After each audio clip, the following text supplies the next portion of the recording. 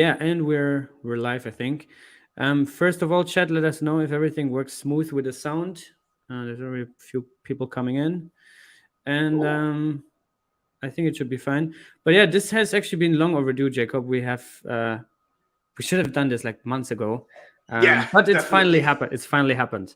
So there we are. I really appreciate having Jacob Gadikian today on the channel to talk about a lot of things in Cosmos. Also your journey, which is what I'm really interested in, how you actually got into crypto, into Cosmos. Who is Jacob? How you ended up in Vietnam. Then you traveled the world to Medellin to come to a Cosmos conference. Like there's a lot of things about you that I want to know. Sure. And then also projects, right? I mean, I did this thing with Liam a few weeks ago. I don't know if you've seen it, where we just talked about 70 different Cosmos chains. And of course, we cannot be on top of the things. I thought the idea was really cool. I saw like the index that you guys made for it. Yeah, no, I think that's also the purpose, is just to like give a broad overview of like the size of the Cosmos ecosystem, not to like give grades or ratings that are set in stone for these projects. And most of them we don't know details, right? So we didn't really have enough knowledge to evaluate these. But I think after that video, like we got a lot of feedback from the territory community. We also got some critical feedback about projects that we rated wrongly. So if you are in the chat right now and you might have seen this video, I think today with Jacob we have somebody that is very deep in some of these projects, especially from a code perspective, which is very, very, I mean, that's the core of any crypto project, right? So yeah, so drop projects in the chat if you want us to talk about these. But yeah, first of all, Jacob, I love the shirt. That's really cool. Cosmos. I like it too. Yeah, that was like 2 months ago. It's crazy to think about. Yeah, right? Yeah. It was fantastic though. Really. Yeah. I think everybody had a great time. Yeah, we can also talk about that later, and also 2023, what's coming up in Cosmos. But I mean, let's start with your journey. I think you did a couple of videos with Don Kryptonium. I don't know if you ever, I think at the beginning, yeah, you talked about your journey a bit, right? But maybe for my community, just share how you got into crypto, what you did before crypto, and how you stumbled upon Cosmos. Okay. A little bit of a long story, but here goes. So 2012, I moved to China, and I was teaching history at a private high school in China. So I was teaching Regent-style U.S. history to Chinese high school students who are going to attend school in the United States. And it gets political right away. So 6 months in, Xi Jinping becomes like the president of China, or leader of China, prime minister, I believe. Although I think he has a lot of titles these days. And when that happened, the firewall in China got like way more tight. And I needed to get a VPN. Now, the quest to get a VPN actually led me to buy Bitcoin for the first time. Because I was researching different like open source VPN solutions, so I could find one that would actually work well, because you could, at that time, like you could choose a VPN, right? And then they'd like catch on to it and start blocking it. And so I ended up finding this project called MadeSafe. Really old, I mean, I guess we could call it a ship. You know it. Okay. I remember MadeSafe, yeah. All right, excellent. So yeah, it still hasn't launched. It's in its like 800th refactor. And I bought Bitcoin to actually invest in the MadeSafe project. And that was like my first entry point. Now, I bought Bitcoin. I had MadeSafe coin. I noticed that there were these markets, right? And so I began to play around. And I began to just like trade alts, and eventually ended up falling in with like Dan Larimer's BitShares community. So when you got into it in 2012 in China, you sticked around with it because you did your research on Bitcoin, or just on MadeSafe, and then from there to Bitcoin, and then you're like, holy shit, this blockchain thing, DLTs, is actually cool? Or Yeah. Well, what can I say? I messed around with like various shitcoins for some time, and I don't think I actually found BitShares till like 14. I know Dan was doing like the ProtoShares stuff, but I met this guy Fuzzy. Okay. And he started to have me on podcasts and stuff.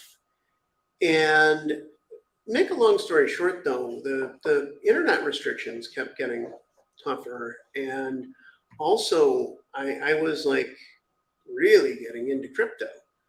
Now, a little bit of background on me. I have a history degree, but I've always been a Linux enthusiast and been into open source software. So like probably since the age of 18, and I'm 38 now, so it's like 20 years.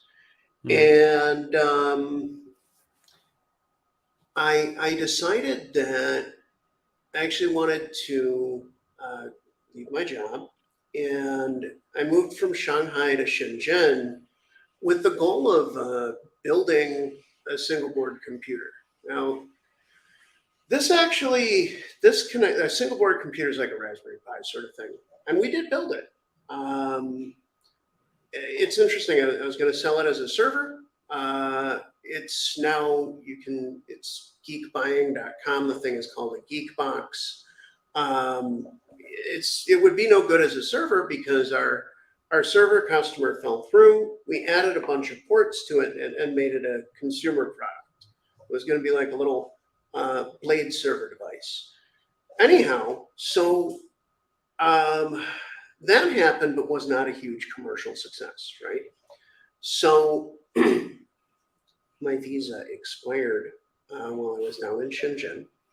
And like a lot of people who are working in China, you'll cross the border to Hong Kong, refresh your visa, and it gets political again. The week that I went to Hong Kong just happened to be the week of the Umbrella Revolution. So this is basically the first large-scale protest, I think like fall of 14 or so, that happened in Hong Kong against the changes in government there. And can I say, so I'm in Hong Kong. I don't really know what's going on, work-wise, right? do you actually speak Chinese also, or? 对，我会中文，但我不会好。I don't speak it well. 对，我们可以说中文。很好。很好，你好。我住在上海，2012。2012 Same year. 对。Hell yeah. I lived there for 6 months, so we probably met each other like 10 years ago in Shanghai in the subway station. Who knows? It could be. Actually, the Shanghai community of foreigners is really pretty small at the end of the day. Yeah. And so like. So you went to Hong Kong to get your new visa, and then went down to Hong Kong. And so the air, it tastes like pepper spray. And there's like all kinds of crazy rumors. There's triads in the street juggling knives. You don't really know if they're exactly triads. They're like nasty looking guys. Okay. I'm like, I don't think I want to see how this ends. And what I did is I just started Googling places that had active electronics manufacturing ecosystems, because I still wanted to do that. And ended up flying to Saigon, learning that you can build electronics in Saigon, but you're actually doing a lot of the primary manufacturing in Shenzhen or Guangzhou, and then shipping stuff to Vietnam for final assembly. And I was interested in kind of like going closer to the metal. Now, all this time, I'm on, what was it called? The Beyond Bitcoin show. That's their like preserved recordings of that and stuff. And so then from Saigon to Hanoi, because I got an invitation actually with somebody I still work with today. This generally invites me up to Hanoi because he felt that there was a project that I'd fit into. I did fit into it, and that became sort of like a cloud services consultancy with an emphasis on open source. But then Steemit came. I got really into that. That's like 2015, 16, or what is that? That was like, I think Steemit came like summer of 16. It could have dates a little off, but I think that it launched in the summer of 16. And it became my career. I was writing technically focused articles on Steemit, making very good money. And, you know, but I remember like in the beginning, it was pretty big, right? Like a lot of people made a lot of money. Like you could basically write an article and you would get paid for it. Like it's kind of like, I think they took this concept from Reddit also a little bit with the upvoting and stuff like that. Yeah, it is like monetized upvotes. Yeah. I think that, I hope, is going to have a lot of aspects of Steemit in it. It's something that I talked to Jay about quite a bit while we were working together. And, I really, I would like to see that. And I think that he's doing that. Even the URL paths are a little bit Reddit-like. Anyhow, though, this was long before Juno, but while I was writing on Steemit, I also began to work on Steemit. So actually, initially it was quite like some of the stuff that Notional does for Cosmos chains today. I designed Docker-based like load balancing cluster system that would have helped them to migrate away from AWS. And so like basically that didn't go too well due to politics. Their CTO at the time, Sneaky, he was not a fan. And wanted to stay with AWS. Wasn't the direction I wanted to take. This is how I got into Cosmos, actually. Working on Steemit. So up until that point, you were just doing things for yourself. You didn't work in an organization. You didn't have your own company. Notional didn't exist back then, right? This is just Notional personally, didn't exist back then. I was doing things mainly by myself, but also through we had a company called Clouds.io that was a Vietnamese company, and also through another company called Embassy. But you were not teaching. You were not teaching at that time anymore. No, I had left teaching. So 2014 was the last time that I was working as a history teacher. Although these days I do teach quite a bit of code. The teaching and learning skills definitely sort of overlap. Yeah. So I learned about Steemit, and I started to get into the guts of it, right? Into consensus. I learned how to explain this well. Well, the exact issue that I was trying to deal with is actually what allowed Justin Sun to stage his hostile takeover of Steemit. And basically it was that like there weren't many validators, they called them witnesses at the time.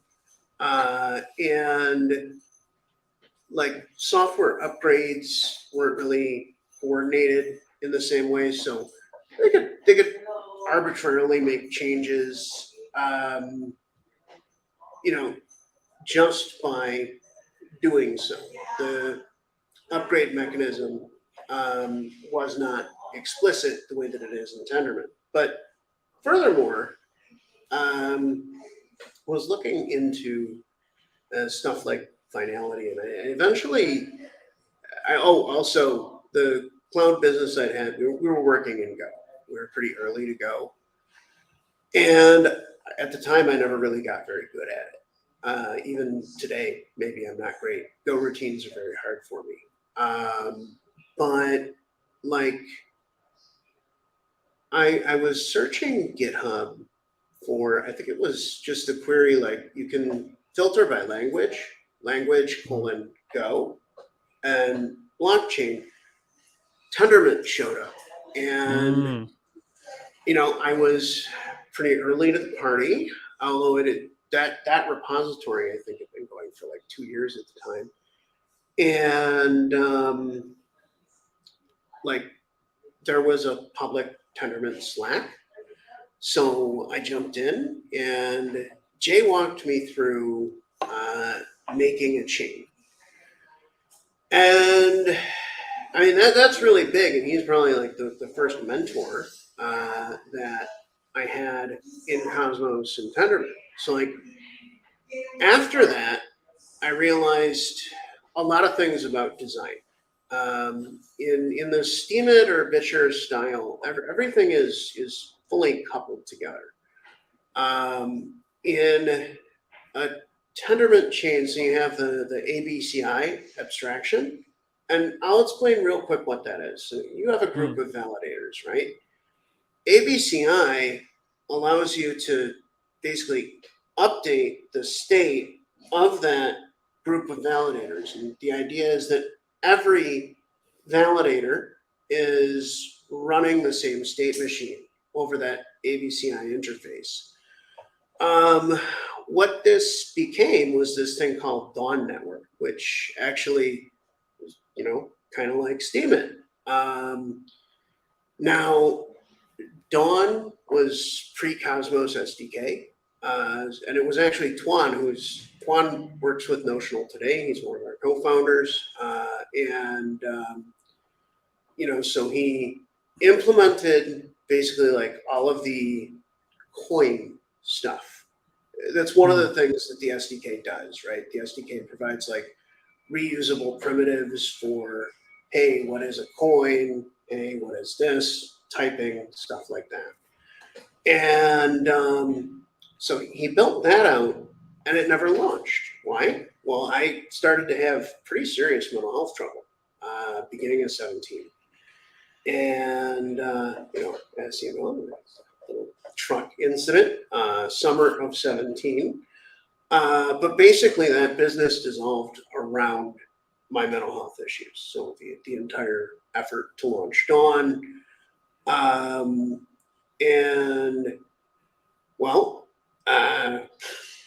Truck happened, lucky to be alive. And very lucky that the treatment worked too. A lot of people my bipolar diagnosis is fairly severe. It's a type 1 with psychotic features. And I don't really have symptoms. I do sometimes have trouble sleeping, but the medication has worked really well, and I am really, really grateful for that. I feel like I've gotten a chance that not a lot of people get, So then from there, I mean, miraculous recovery. 6 months later, I was on a team that raised $1 million to do a Bitcoin mine. To sort of give the quick summary on that, we patented an automated demand response system. Basically, so you have a generator, right? You're making electricity. So the grid is variably priced based on demand. And Bitcoin can be a buyer of last resort for your electricity. It also establishes a price in dollars. So the price in dollars for the electricity that Bitcoin is buying, if the generator owns the mine, then it's the value of the output. So, the value of the output minus capital expenses over depreciation time. And basically, that worked. It took a hell of a long time to work. I left in 2019, but still a little active with that. The effect of it, though, is that like if grid price exceeds what the generator can make with the Bitcoin mine, they can, turn the Bitcoin mine off and sell to the grid. The effect of this, well, it's used for stranded assets like natural gas sites where they can't deliver the gas to market, for example, but they're drilling for oil. It's also used at what are called peaker generators to help them to balance their load. And so stop doing that. And a big part of this is actually because I was obsessed with proof of stake. Even while I was at Drone Energy, I had a Cosmos Hub testnet validator. We eventually dropped this because we wanted to stick it actually in the Bitcoin mine. And like the conditions needed for a validator are not really the same as what you want for a Bitcoin mine. So And that's like 2019 or something, right? 2018? Yeah, well, 18, I think, because I would have left by summer of 19. It was Cosmos Hub or Gaia 5001. That was the name of the testnet. So like left that and also had been like just still researching POS and playing with Cosmos. And I had a short-lived project called Galaxy that was aimed at like shipping chains on Raspberry Pis. And I'm still obsessed with this idea. Would really like to see that happen. It's one of the reasons why I've been into optimizing the database performance so much, because for a small node, right, you have to decrease the resource consumption of the chain. Otherwise, it won't work. Anyhow, I worked for V-Systems. Now, V-Systems might not be the world's most interesting project, but it does have one of the world's most interesting co-founders. This is Sonny King. He actually invented proof of stake in Peercoin. So he was also, wasn't he also the guy? There's this project. They're like using proof of work, but they want to reuse the hash power or something like that. What's that project? Primecoin. Primecoin. Right. Yeah. Yep. I remember that one. Yeah. Yeah. But so that was pre proof of stake, or Primecoin actually was released after Peercoin. If I were to give like a window into Sonny King's mind, it's sort of like he's an explorer and a tinkerer, and I think that's what drove him, to one, implement proof of stake, and then two, you're probably aware, the whole idea with the proofs of work in Bitcoin is that it's not useful work, right? And it's you're just doing it, and there is no secondary value to it. But he wanted with actually I love Primecoin, and somewhere I own some, I think.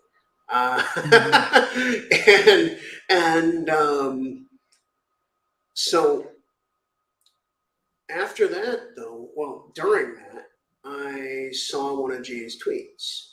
Okay, and he was just tweeting, "Hey, do you want to join? Do you want to co-found something with me?" And something was Virgo. I contributed to the Virgo manifesto. I removed the sections that pertained to beef production because I like to eat beef. I also added a lot of detail on hardware. And so for the next, from like this January 1 was, I think, my start date at Tendermint, right while everybody was leaving. And I didn't really, January 1, what year? 2020? 2020. Yeah. Okay.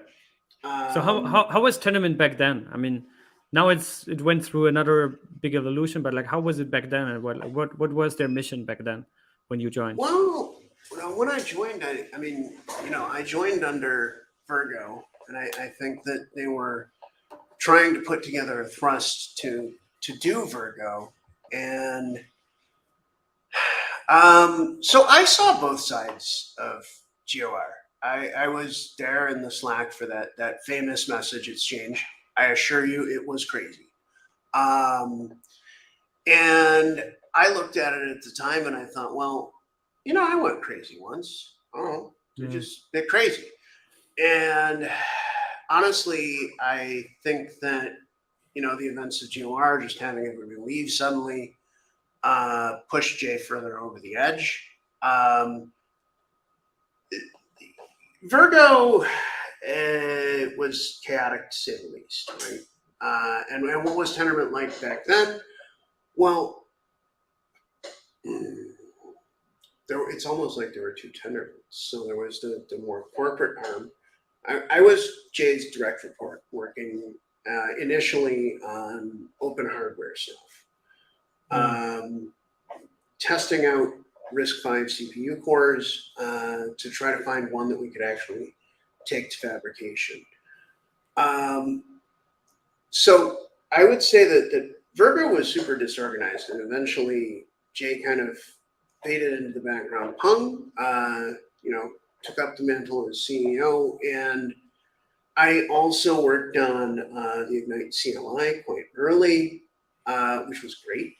So these days, I kind of rip on the Ignite CLI for some of the design choices that were made, and hoping that those will get fixed. But at the time, it could take a really long time to scaffold a change, really, a month, and it shouldn't, right? Like, we have various boilerplates. In fact, the Gaia repository was designed to be a boilerplate, and the Ignite CLI put that into action. Originally, there were even comments from the Gaia code base in the template that Ignite would scaffold. I joined the infrastructure team at Tendermint under Alessio, and I learned a ton. And really, I got to give Alessio a lot of credit. Guy's an incredible boss. So he would, frequently be giving me feedback on my work and just sort of outlining the different ways to contribute, both internally and externally. And so that's kind of that piece. How long did you work at Tendermint actually? Until, I believe it was spring. Yeah, spring. My last engagement was June of 21, but I had basically wound down by spring of 21 because I was getting involved in actually a project that used the Ignite CLI. Now, actually, at that time, I had 3 jobs. I was still with V Systems. I was still with Tendermint, and I, was working on this additional project. And I left V. I left Tendermint to work on this thing called Neo, and not that Neo, not the existing Neo, something else. And interestingly, that failed. That it failed to fund, and so I was fine and still investing in crypto and what have you, but sort of looking around, and that Neo project. Well, they were interested in indexes, and somebody suggested I have a call with Sonny Argo, so I did, and he goes on for maybe even 90 minutes, a little long call. I think I understood, 25% of it. But it's something about DEXs, and he's very excited about it. And by the way, it's way better than Gravity DEX. Don't bother with Gravity DEX. But wait, at that point, you already had Notional, or? At that point, there was probably something called Notional, which changed a great deal when Osmosis launched.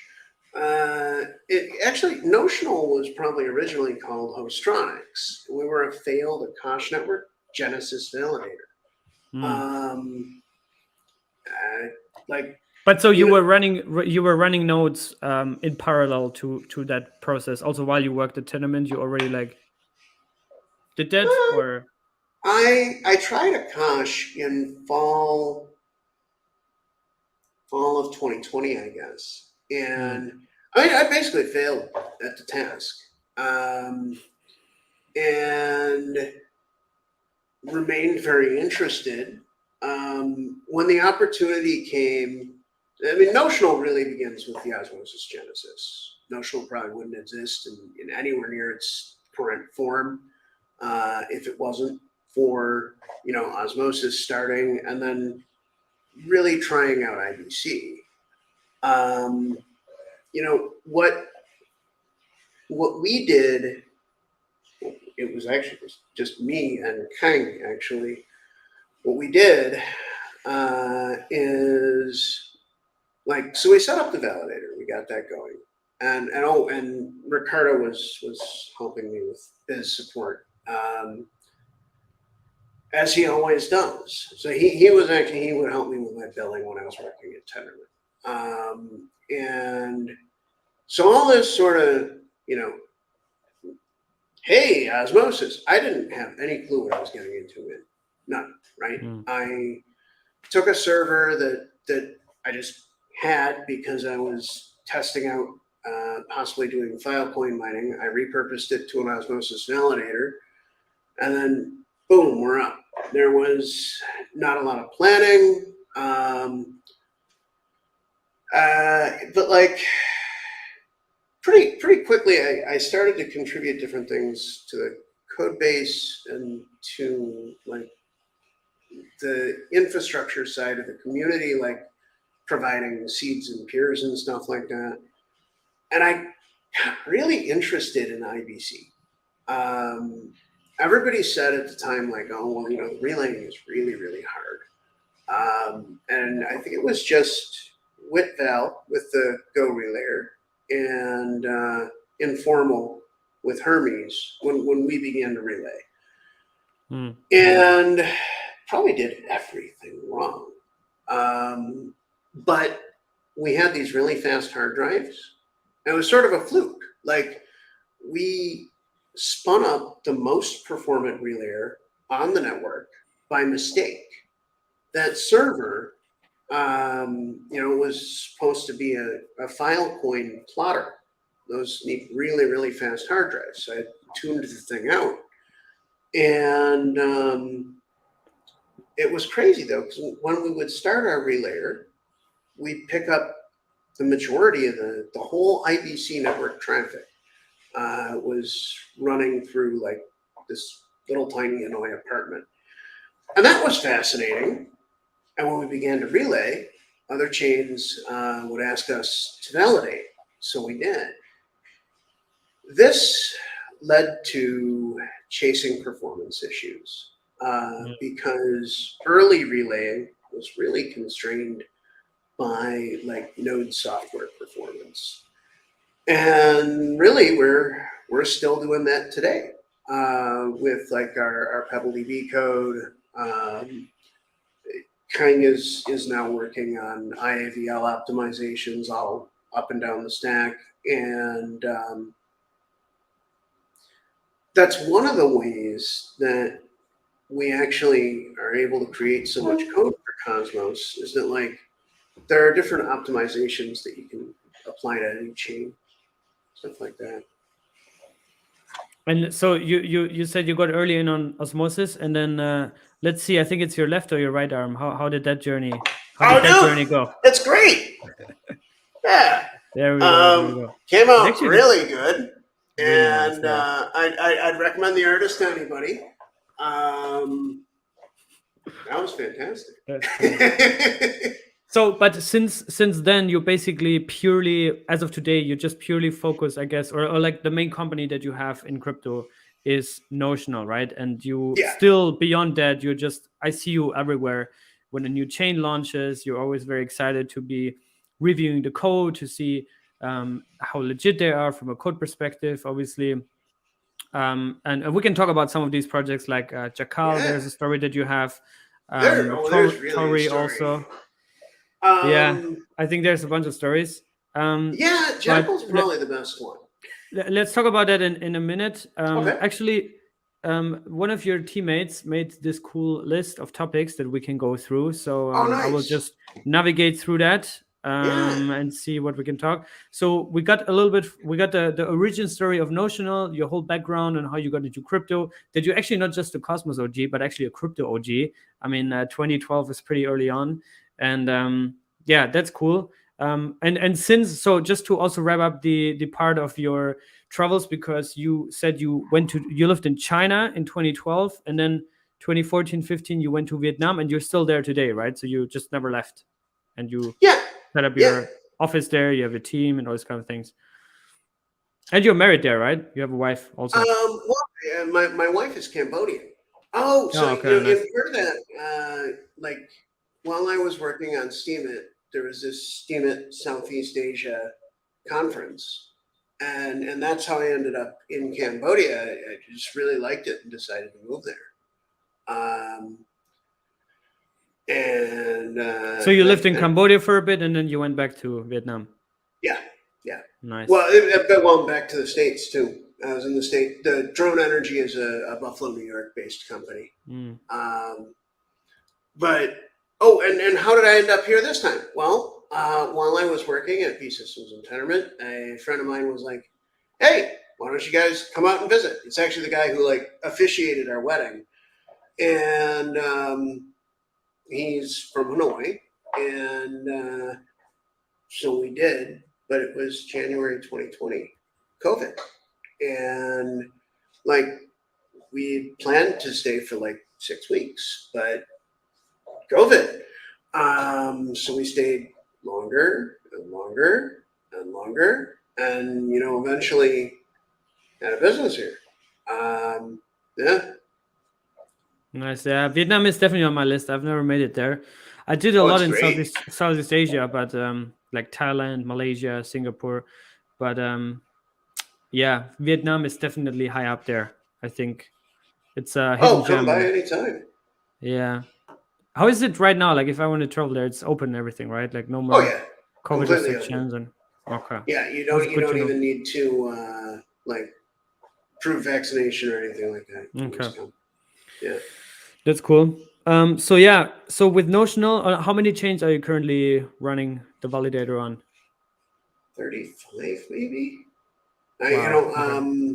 I don't know the exact count. It is high. What we basically try and do, right, is we'll set up a validator, get to know the community. We try to contribute to contribute code to every chain that we validate, and also link them into this system that we've built called Cosmoseverse. Cosmoseverse it's like a load balancing system for our PCs. So we add a new chain to this infrastructure setup, and actually it's all, we try to add literally everything, whether or not we validate, because chains that we do validate will want us to relay or what have you. It's just easier to try to service the whole Cosmos network.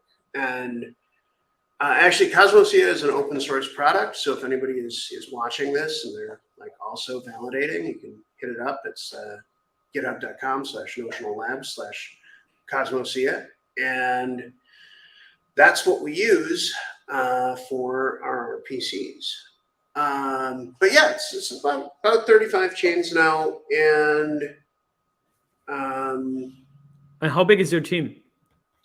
Our team is like 25 and 35 if we count like advisors, consultants, and various third parties. Wow, that's a lot. And I guess they're like mostly engineers, mostly developers, or yeah, Nice. We've established a hell of a focus on just like the blockchain side of Cosmos. We're building out capabilities in like Rust smart contracts and front ends, but really we're working infrastructure, we're working blockchain software that makes the infrastructure work better, and we're working on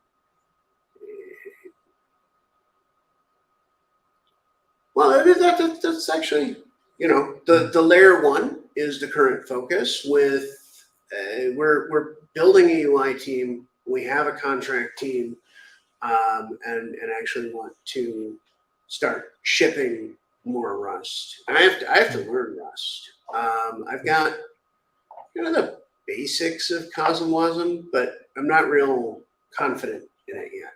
Right in my ability to write it. Cosmoseverse itself is awesome. Yeah, and if there's anybody in the chat that still has some Atto, Osmo, Juno, or any of the coins that you guys are validating on, make sure to delegate to Notional. Also, I see people like there's someone in the chat who's saying or he still has or Stexito, yeah, of course. But man, today's about you. But all right. if you have also I see somebody in the chat who still has his coins on Coinbase, get them on Kepler and just stake natively on chain to an active validator such as Notional. Actually, I'm really like Stexito is quite young, right? Like, and I don't have this whole 5-year background that you have with Cosmos and everything. But like seeing what you do with Notional and also like Jack with Strangelove, like that's kind of like the direction that I also want Stexito to go to, is like to hire more engineers, developers, and that's not really easy. That's why like 25 is a big number for a Web3 development company, basically, which is what you are, right? You're not just a validator. You're like a software development in company. fact, these days the bread and butter of Notional is software development. You're correct. Yeah. We began to validate and then began to write more and more code. And by the way, like I know you hired Gonzi into Stexito. That guy's awesome. Yeah, he's really had good. a number of conversations with him. Yeah. No, I mean, so that's one thing, and then another thing is like, I mean, the code perspective is one thing. Another thing that especially got really big in the last half year, I would say, or even like couple months, is governance, right? And we have one of our co-founders, he's just purely doing governance because it's just so much, and it also gets quite political. I know you guys also just hired Litbit, who is also very, very active in all these conversations, which is also, by the way, a great hire, very, very good guy. He's awesome, isn't he? Very good, yeah. I met him a couple of times here in Lisbon. Actually, he's really passionate about Cosmos. But what would you say for because I get this question so much, and it's good to have you here now to share from your perspective. If there's somebody in the chat or somebody listening that's like, man, I would really love to get into validating, I would love to secure decentralized Cosmos chains further, what would be your recommendation, how they should get started, how to find the right people, where to start, how to get information, and how to even run a validator? What would be your suggestion today? Whew. All right. So at our GitHub repository, we've got a guide, but it's not good enough. In fact, one thing I can say is that all of the guides are incomplete. Every guide that exists, we tried to make the most complete one, and now it hasn't been updated for a while, and it's no longer good enough. So we called it the Closet Validator Guide, designed to basically allow you to run a resilient validator setup from like your home or office. So it includes plans for power, internet, and then the hardware. So it's github.com/notional labs/notional. We tried to make Notional as forkable as possible. That repository has a lot of key information about our processes. Some of it's not totally up to date, but it's a really, really good reference point. So that's a good starting point. Another one is just you grab a server, okay? Could be a cloud server, could be a physical server, and it doesn't need to be a server. Our validators are, like, these days, we build them in these little, see that on my desk there? That's, yeah. So it's just an Intel CPU with 64 gigs of RAM, and they do really well. Our performance is very good on those machines. To get started, so if you're a whale or you have, let's say, enough stake to get to the bottom of the validator set, but you're not technical, two choices. You either learn, because it's not actually as hard as it's made out to be, or instead of learning, you would partner with somebody. I don't recommend a third-party partner who is operating like lots of different validators. The reason to avoid these third-party partnerships is that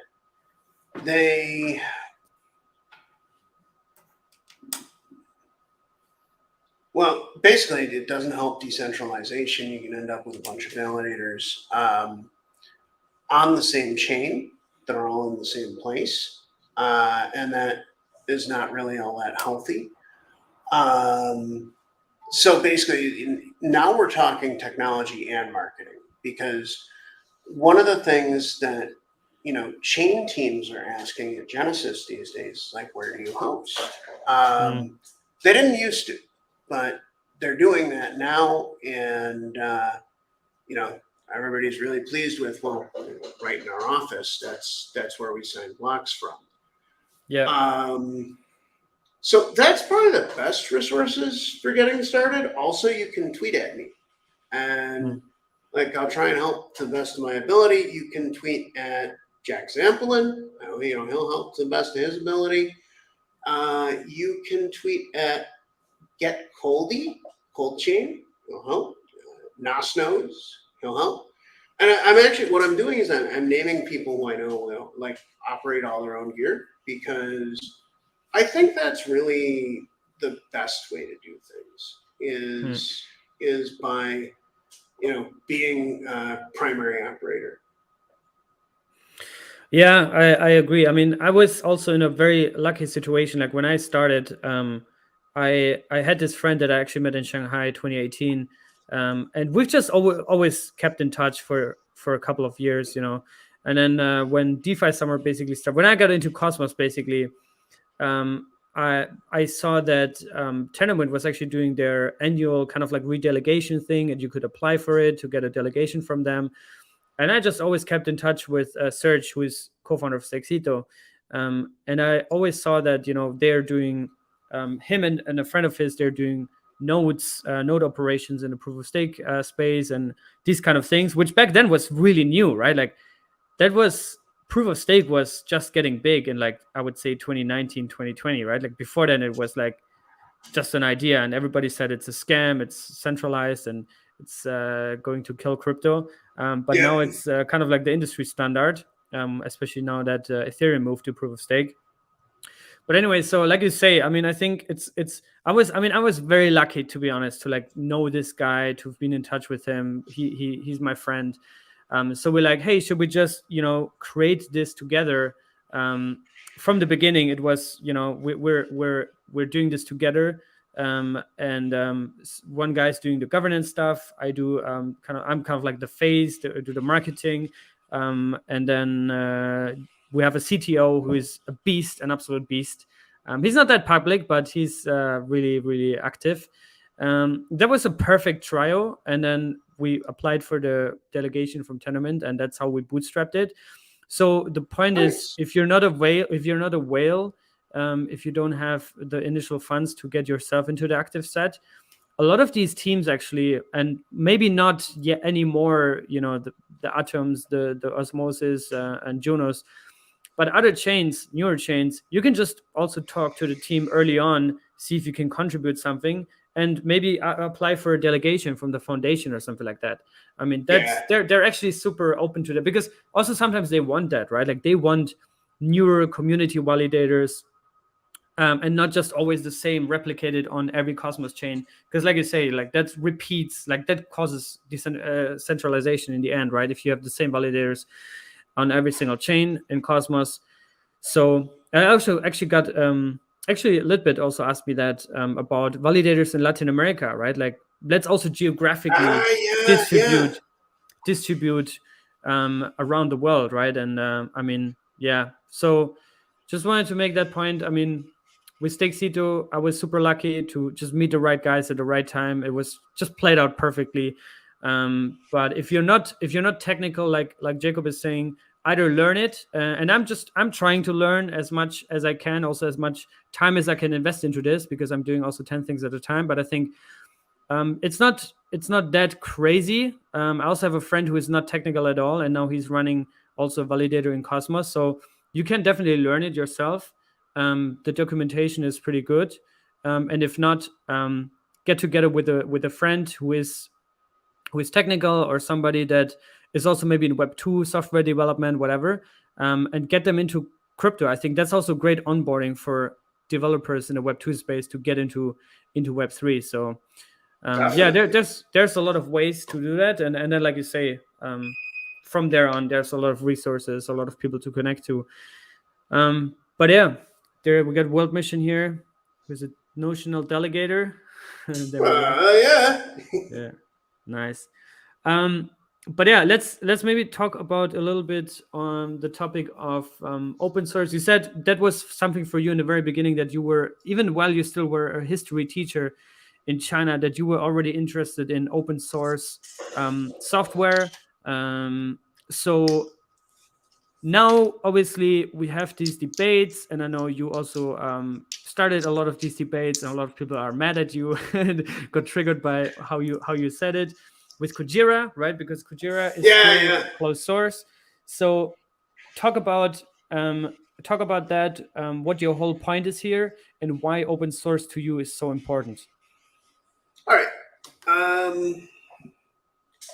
Two takes on open source. So one, I'm like open source politically.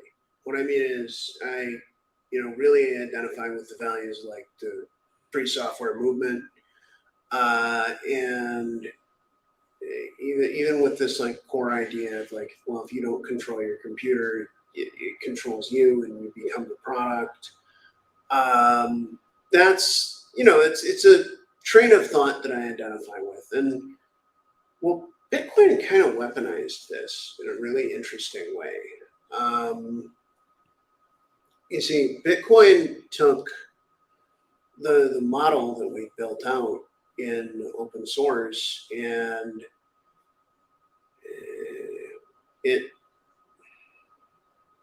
so Bitcoin doesn't work unless it's open source, because there's no ability to trust it.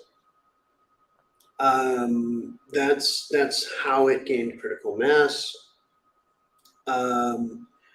and even how people began to be able to like contribute to it. In many ways, there are valid comparisons, I think, between like Bitcoin maintenance and Linux kernel maintenance. Although interestingly, in the case of Bitcoin, Linus Torvalds just disappeared. That being Satoshi. And so Kujira, yes, I'm concerned about the, how do I put this? In Kujira, we can see is that certain contracts are blessed to interact more deeply with the chain than others. And that is a concern because those contracts become a vital part of the chain. And those contracts aren't open source. So every counterparty chain that touches Kujira, right, has to accept the risk of how those contracts work. And maybe most critically, like those contracts include a stablecoin. But Kujira this is like just one aspect, because, you know, at the end of the day, if Kujira wants to do that, if anybody wants to do that, I'm fine with it. But I'm certainly going to mention that it can't be verified. And, you know, that's really the important part here. If we're looking at like stuff that's funded by, say, like the Juno community pool, Juno is the product of nearly a decade of continuous open source work. And I don't think that the Juno community pool, or, you know, SubDAOs funded by the Juno community pool, should fund closed source software. There's security reasons for this, but I mean, there's also just like ethical and philosophical reasons for this. And I'm just definitely in that camp.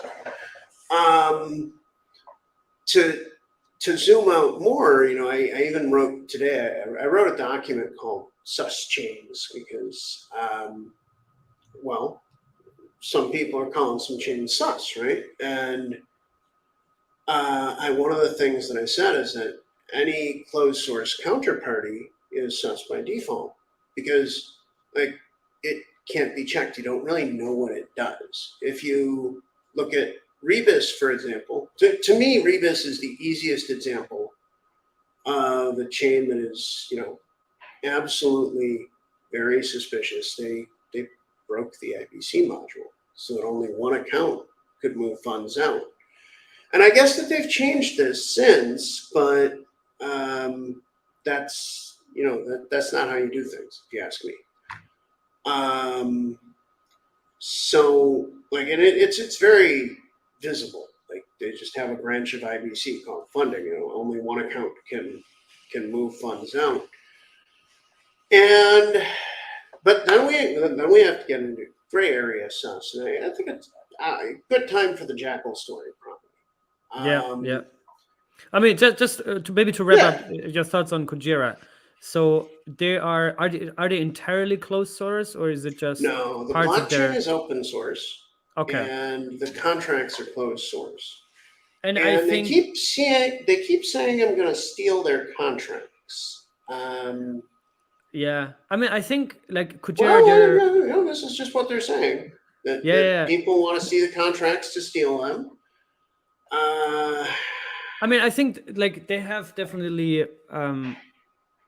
I mean, I understand your point. Like from a technical perspective, open source is the way to go, right? You just said, and I think somebody misunderstood. If Bitcoin wasn't open source, it would probably not have succeeded, right? So open source is like in the crypto decentralized peer-to-peer world, right? Like if you interact with code, you ideally want to see the code, right? Before you interact with it. So I totally understand that. But I think in Kujira's case, what they're arguing, and I'm not anyhow involved in these conversations. I've never spoken to the Kujira team yet. I would love to talk to them at some point. I also have them on my channel, by the way. Yeah. But I'm not qualified to like even, you know, give my opinion on that. But I think what they say is that they are not open source yet because they don't want to give away their kind of like secret sauce, right? They don't want a competitor to take their code and front run them, releasing a product with higher incentives or whatever. Which if you look at, for example, Uniswap, I think SushiSwap came out, copied their code, added incentives to it, packed a token to it, front run Uniswap with the Sushi token, and took over a lot of traffic. I think they failed in the meantime, but still, that's kind of like probably what they're trying to avoid here, and that's a solid reason, I guess, from a go-to-market perspective. But from a code perspective, obviously, that's if you're like an open source maxi, that's obviously a no-go. But I don't know. These perspectives. Time will tell, I guess. Time will tell. So time will, and let me just tell you that these perspectives clash, because from a go-to-market perspective, you can't verify the security of the product. fair, yeah, fair. And I wrote for Kujira, I don't know if you've seen it, I wrote them like a 3-page document months ago, describing how they could protect their intellectual property rights and go open source. It's just for verification purposes. I mean, I was interested in validating. We validate Injective, and a condition of this, so Injective is currently closed source, in the process of going open source, was one, I need to know about your roadmap for going open source, and I need to look at it. And they were cool with both those. I did that. But that was actually like we had a team vote. And my strong preference, right, is like, so if anybody's watching and they're thinking about building a Cosmos chain, just be open source, because I think it's unlikely that anybody's really going to grab your work. I would also say to focus on one key feature and then launch. This could, I don't know, maybe this even ruffles Jim Young's feathers, because he's really pushing right now about like product market fit. Yeah. And I'm not sure that's a precondition of mine. I'm looking more for viability than does it have active users at this time. It's more like, can it work? So what's your final not verdict, but like what are your final thoughts about Kujira moving forward? Are you still interested to see if they would come out and say, hey, Jacob, sign this NDA, whatever, come on our get on a call, look because they look keep at the saying code. their team keeps saying I'd steal the code. No. They couldn't they also interacting with that is just too much risk. So my final verdict is I'll stay away. And I mean, I wish the project well, in the sense I wish any Cosmos project well. Then again, they're running a closed source stablecoin right now, and like adding some kind of bizarre incentives to it that they.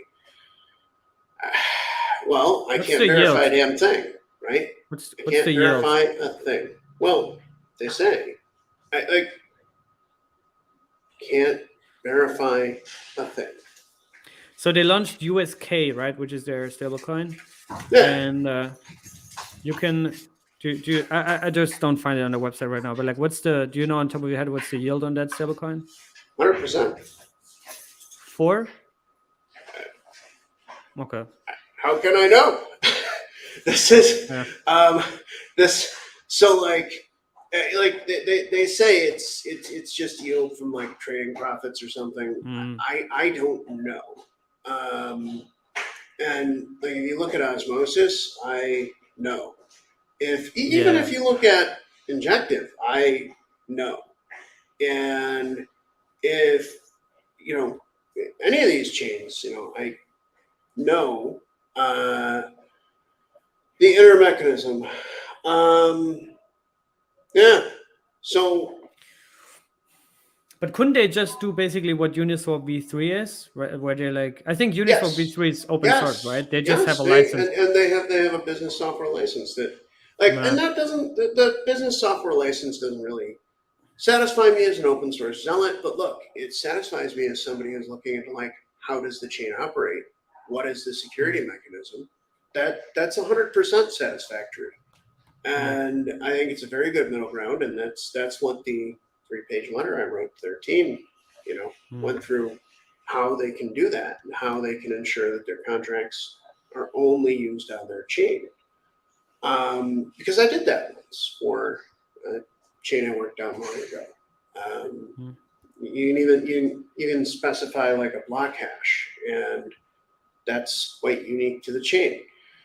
There are a bunch of ways of doing it, the Uniswap way, the block hash way, there are many. But they're not. They want to say that I'm only interested in open source, steal their code for osmosis. I find it lame. That's what they're saying.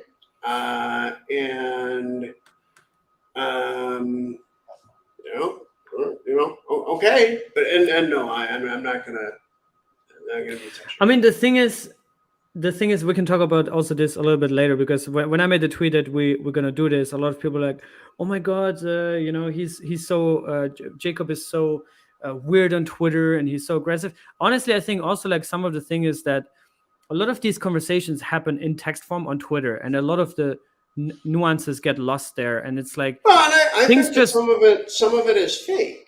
You got to keep that in mind as well. A lot of those are bot accounts. Check the follow counts, check the past content. Kujira's got a swarm, man. Yeah, but my point is, like, when you just communicate these things, through Twitter in text form, like, a lot of things escalate and are misinterpreted pretty easily, right? Like, we had the same thing when we did Cosmoverse. There's no misinterpretation. I'm just talking like that I want to get their contracts to steal them. Yeah. And they have a. But how did it? I mean, my point is, like, how did it get to that point that they say that, right? Like, we don't have to like talk about this now. I said that their security can't be verified. You can't. But did you ever get on a call with them, like a proper phone, like a video call, a phone call, or whatever? No, but I might have had a call with Code Hans. I was working with Code Hans, and but the trouble is, like, people were talking about Kujira as like this team that really ships, and it's like, from far as I can see, there's nothing. But yeah, I mean, my point is, my bottom line is that if you're just texting on Twitter with back and forth about these topics, and then there's a thread here, and then somebody makes another tweet, and the conversation shifts there. It's like, for me personally, it gets insane. It's a headache. It gets insane. Also, when you're behind your keyboard typing, letters, it's different than talking face to face. It's different than talking even on a phone call or video call or whatever. So yeah, but I mean, I think in this case, there's just, I mean, they're like, I'll steal. So, I mean, no, that's it. All right. Like, I mean, this has been said repeatedly, including by Kujira team members, and like, then I'll steal the contracts and take them to osmosis. Yeah, I mean, I don't think that's gonna be the case, but yeah. So if anybody from Kujira is here and wants to either jump on right now, you can clear your positions here. Oh, that's interesting. I mean, why not? Yeah, why not? Yeah, true. I like it. I like it. If you think Jacob is going to steal your code, then you can tell him directly. I mean, and you can maybe discuss it out right now here. Also, Jim and the territory person on Twitter. Yes. If you guys also want to come on and talk about Tori tokenomics, I think Jim thinks that Tori is a SaaS project. If you want to discuss it, also just jump on here. Let me know in the chat here, because I don't have my Twitter like open right now all the time. But anyway, so Kujira, all right. What about Jackal? Jackal was also one that there were some initial problems, right? Okay. Jackal is a situation that I never thought that I'd see. So, okay. Jackal launched during Dragonberry patch week. Jackal had the Dragonberry patch. It was all good there. And Notional has a pre-flight checklist for... Can you just explain what the Dragonberry patch is for those that don't know? Sure. It was a really, really important security patch for Cosmos chains. There were vulnerabilities like directly at the layer that allows the chains to talk to each other, and the Dragonberry patch fixed that. But like for validators, and then for software engineer validators like Notional, like this was an insane month, and actually we Notional, the Cosmos SDK team, the Osmosis team, the Atmos team, everybody is still playing catch up from Dragonberry because it was a very sudden, severe event. And we did Which not was run. that was detected right after the Binance bridge hack, right? That's So right. there was an audit that went on from, I think, like all these teams that you just mentioned, and I think then was it Dev or somebody who found the bug? It was Dave from Osmosis. That's right. Legend. He described total legend, because this stuff is usually found after the exploit. Yeah. And he managed to find it beforehand. Actually, we thought we were all good because we weren't verifying with IAVL. We were verifying with ICS 23, and Dave like proved that there was a hole there. And so like our team we were patching tons of chains, and we didn't run our usual set of tests for Jackal. We just started it because we were actually referred to Jackal by somebody on the XLR BizDev team, and so we're running, and I forgot exactly how it happened, but like, oh yes, Jim sent me a DM. He said, "Look, Jackal's like incomplete. You need to look at it." And I'm like, "Dude, I'm doing like 10 other things. Like, can I look at it later?" And he's like, "No, you need to look at it." Okay, man, no trouble. And so I did. Now, I mentioned Territory's code like being really pretty good. What I mean is that going at it with steps 1 through 9 of our verification process, which basically it uses a whole ton of automated tooling, and then like we fix every issue identified by the automated tooling, and we do that manually. So none of that worked in Jackal's case. The software tests didn't work. There was no linting. There were numerous transaction types that could stop the chain. And there was a file server mounted to the same path as Validator's private keys. Now, pre-halt, I knew that I could talk about all of the things except for that last one, the file server, because it was really, really critical, right? Like, so I was trying to get a hold of the team in Discord, wasn't successful. And other validators were like, well, we should wait. I knew that issue was there. And so I went out on Twitter and I talked about all of the non-critical issues that there were. I mean, even the non-critical issues were pretty bad, right? So did that. The team woke up. We got the chain halted, okay? And it was 121 commits and modified 754 files to write the patch that like got Jackal into the state where it could relaunch. A number of other validators helped with this. I think a really good one to name is German from EmpowerChain. And one validator at one point decided to like, this was Citadel DAO, they decided to like screen cap the private validator chat and take some comments out of mine, like super out of context. But here's the thing about Jackal. So we're actually going to continue to support Jackal, and I'm going to kind of walk through why. I'll say this like without naming names, because I haven't really gotten like go ahead, but Jackal team said to describe our relationship and why I would touch that code base after our findings, which were really severe. They did get audited, and this is scary, and I want the community to know this. There are apparently now fly-by-night auditors who will charge you a ton of money. They will slap an NDA on your audit and pass you, but not check.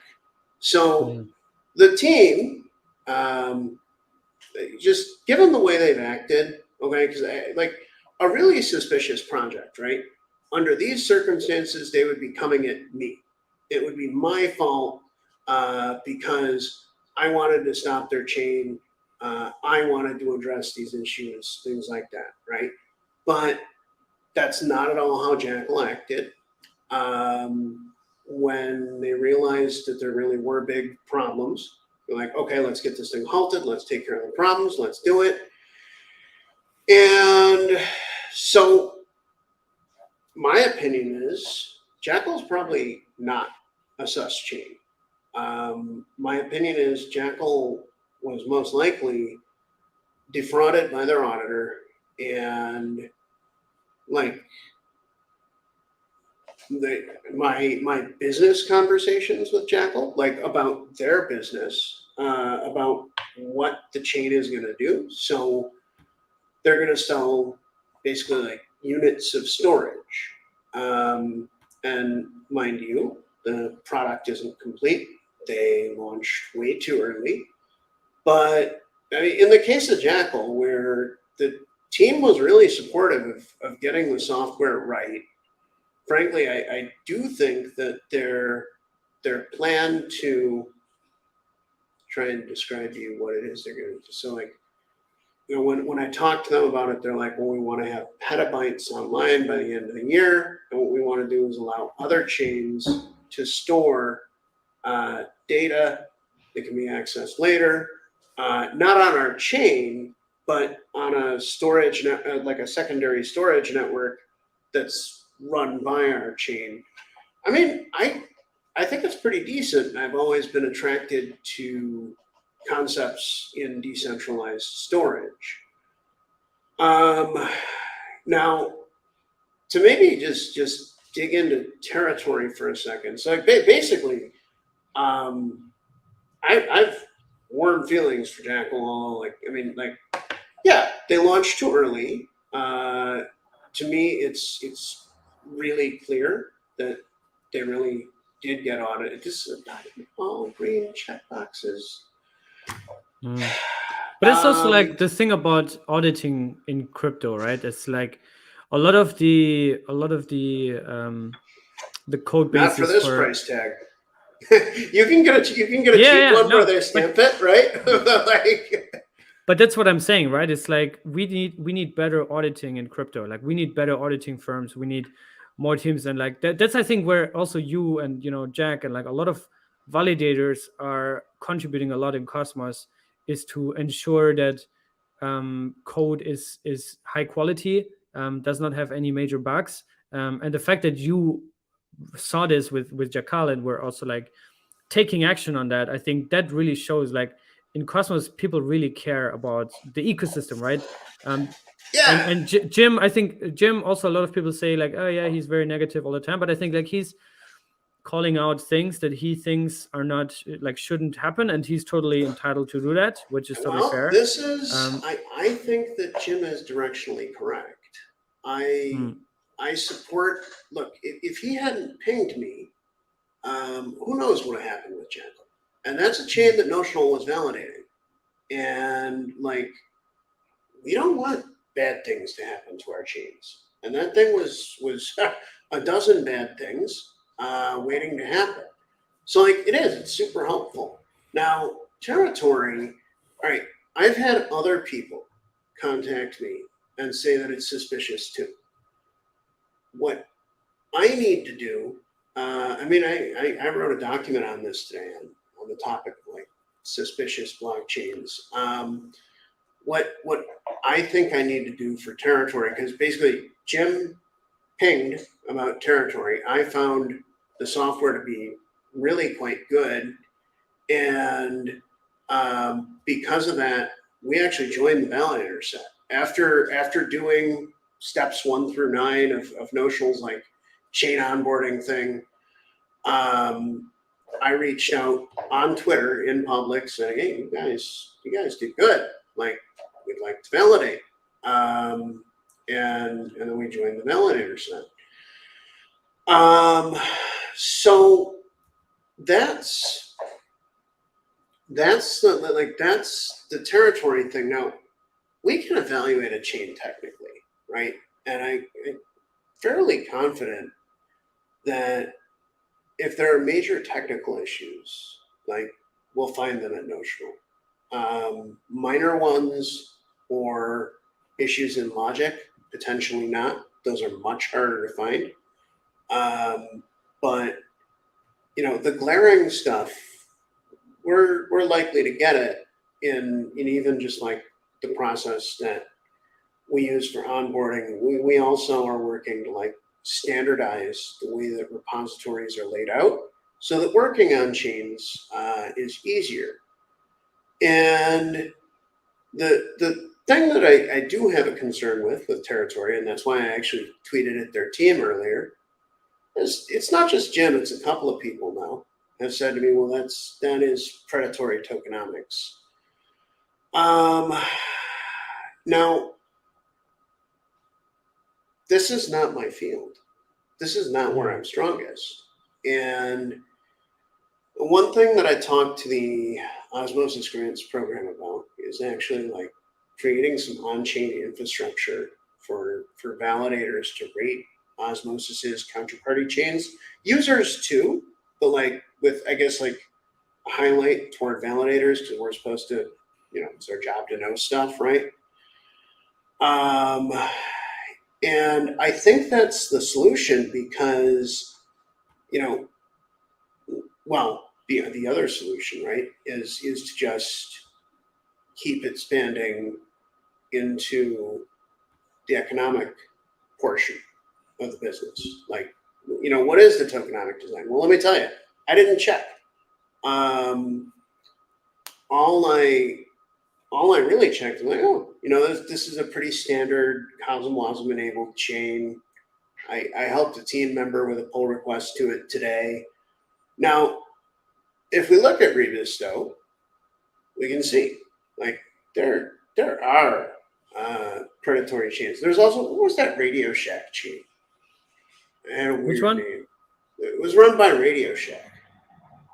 Radio Shack? Yeah. Which chain? Not. I forget. It had a weird name. Cosmos chain. Logo. Yeah, Cosmos chain. I head over to ping.pub. Okay. Let's see here. And it is Echelon. Echelon, yes. Ah, okay. Echelon, yeah. ECHE. Yeah, exactly.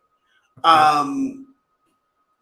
I mean, that was another one where, I felt it was really clear that there was bad intent, and they're sullying the Radio Shack brand.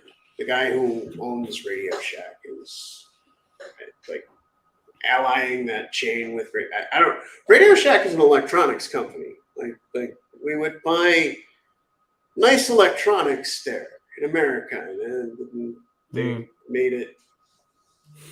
I don't even know, right? All the stores are now closed, and somebody bought the brand. And now it's affiliated with Echelon Chain. I figured. So like on this topic of suspicion, let me throw another one in. Okay, I'll throw my suspicious chain in. Dig. All right. I was gonna talk about that. Yeah. But yeah, tell us about Dig. Let's do it. All right. Dig. If we use the Jim Young like rating system, right? Dig is probably sus bucket A. All right. What I mean is there's the product is not launched, and actually their Dig has technical issues. I'll walk through both of those. So probably 6 or so months before the war in Ukraine started, we decided that Ukraine was going to be Dig's first target market. And basically, Dig, its purpose was to settle real estate transactions directly on chain, so that like you could take a piece of land or an office building or whatever, right? Divvy it up and actually, have the ownership rights to that directly on chain, purchased with IBC assets. Okay, the idea was to take the speed and ease that we do stuff in DeFi and just bring that to the world of land. The motivation behind the project was like myself and Adam, that gentleman on the couch, if you've seen the photo. Like we wanted to build toward tangibility.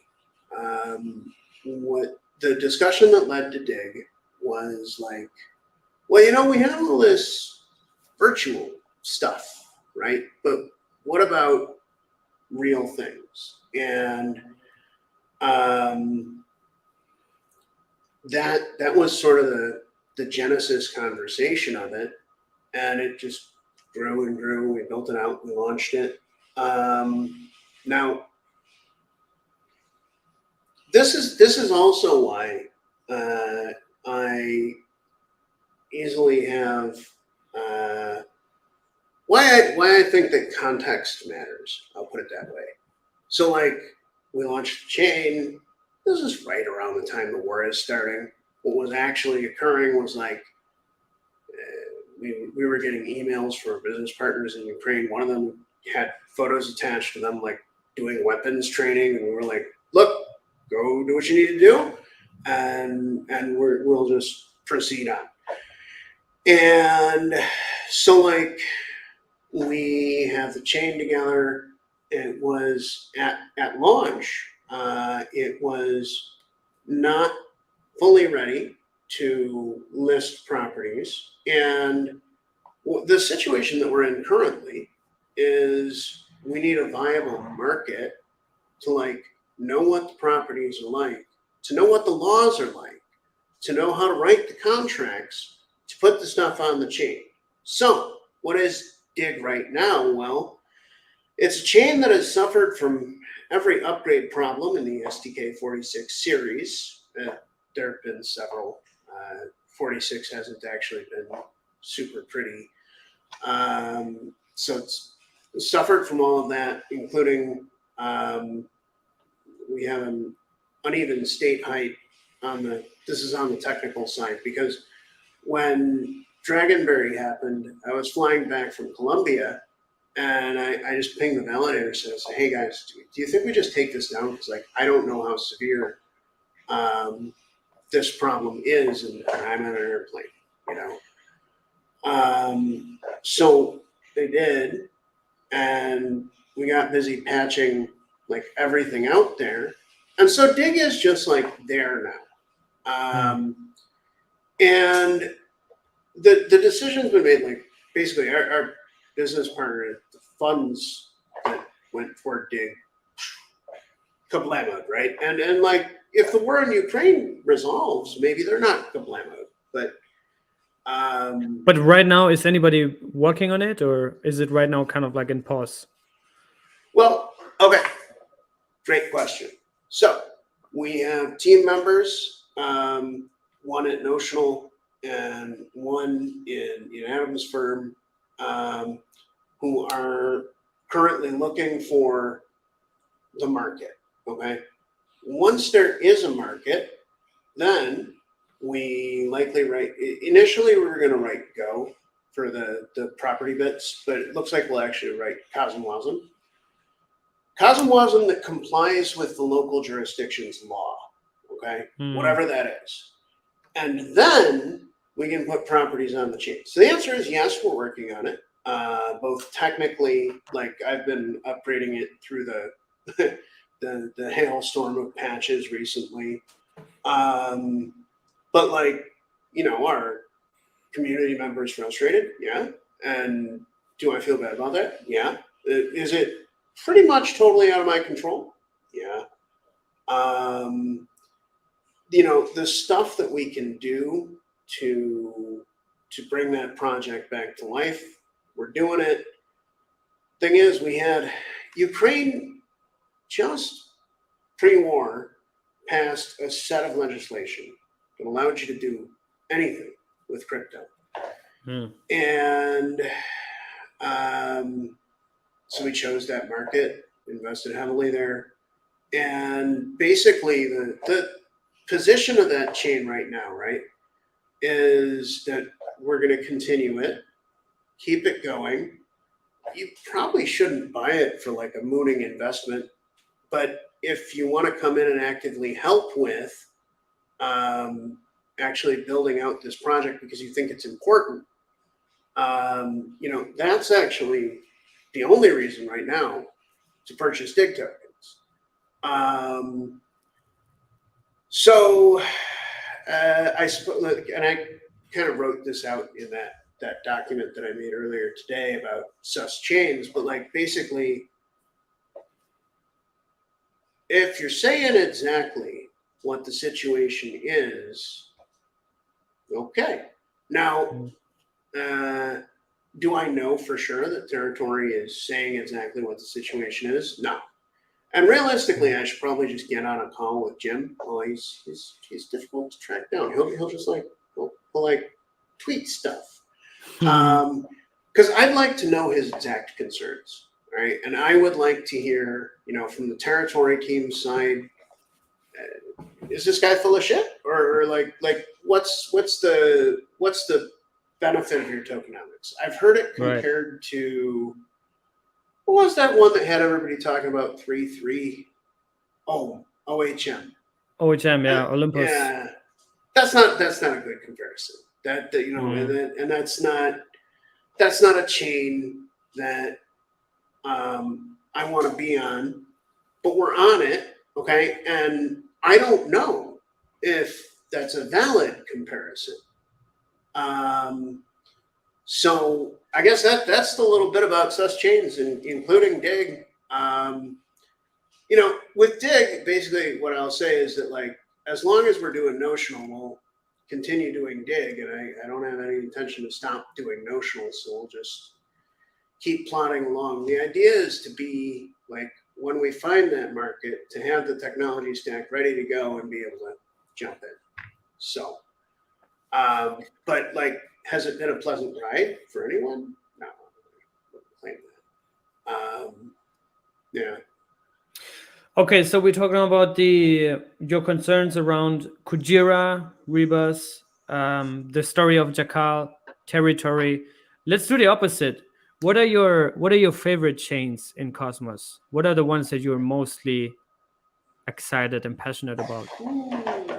Well, okay. So, I mean, I have an osmosis tattoo, so obvious osmosis. But, like, let's talk about a couple of pre-launch things. There's Mars Hub. Really excited about that. Babylon Chain. Super excited about that as well. Look, Evmos right now is getting a bad rap. Maybe because of the inflationary token model. I'm not really sure. But, like, the way that I see Evmos is, and people are like, well, it's just recycling Ethereum's token or contract standard, and so it's not interesting. I don't see it that way. I mean, Ethereum has pretty serious capacity issues. We'll eventually figure out bridging, and people ask on Twitter, what's your outlook for Evmos? Really good. I think that Evmos, is likely to work out a strategy where contracts are launching on Evmos as volume grows on those contracts. Maybe they even spin off into their own, possibly even consumer chain. And the development of that chain has been very strong, despite the early explosion. And look at Dig; it was down for about a month and a half too. Like, I'm not judging on did it explode once, right? Yeah. And I think what Evmos needs is like, they really need some strong applications and real liquidity, real users. I think for now, like, the token model definitely bootstrapped the user base in terms of Evmos stakers, holders, governance is super active, all these kind of things. The validator set is really, really nice. But I think they really just need a dApp that has serious liquidity, serious native protocol revenue, right? Like they need that urgently. So, but yeah, let's see. I mean, I know that's like one of the top priorities. So Or what do you see like from a technical perspective? Like, is there anything that FMOS is right now really bad at, or that they urgently need, or how do you see the tech side? I mean, I see it as progressing really well.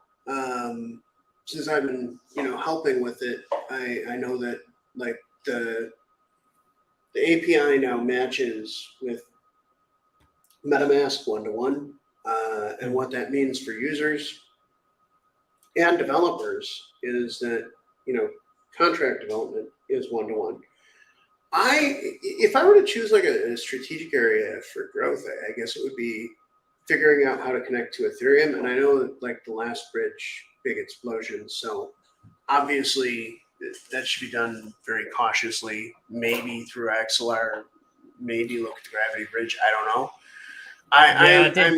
Just for context, for those that don't know, they implemented Nomad as like the canonical bridge on FMOS, and Nomad got hacked. So they definitely need a replacement for that.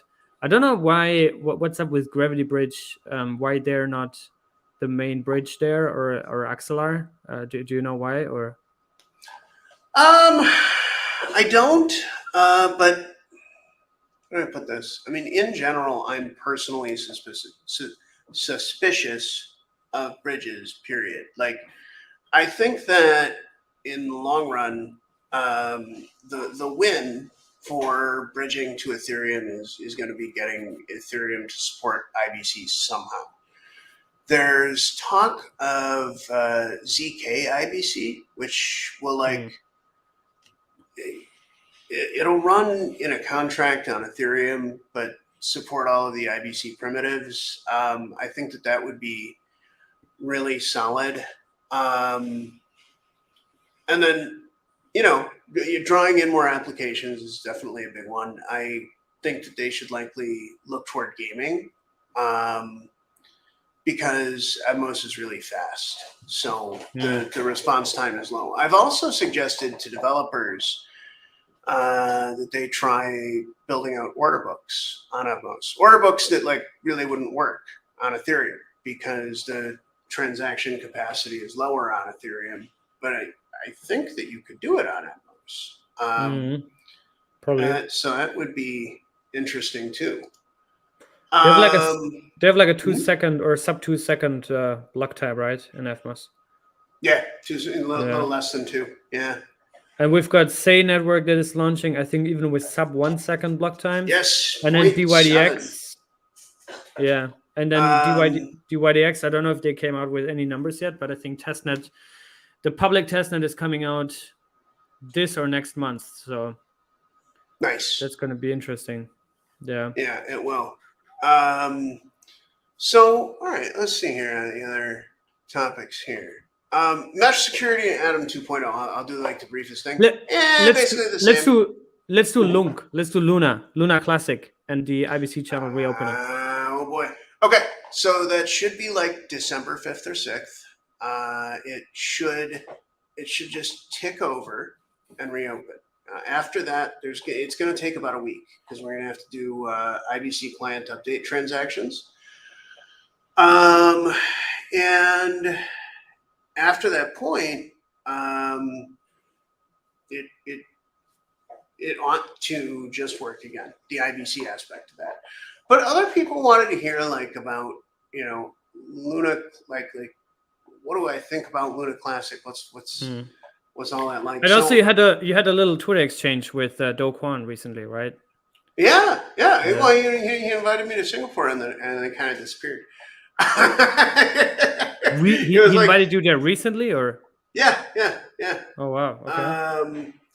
And tweet should be like public or whatever. He's like, just let me know. Give me 3 days notice, and I was actually going to come, and I DM'd him, gave him his 3 days notice. Never really heard back about that. That's all right.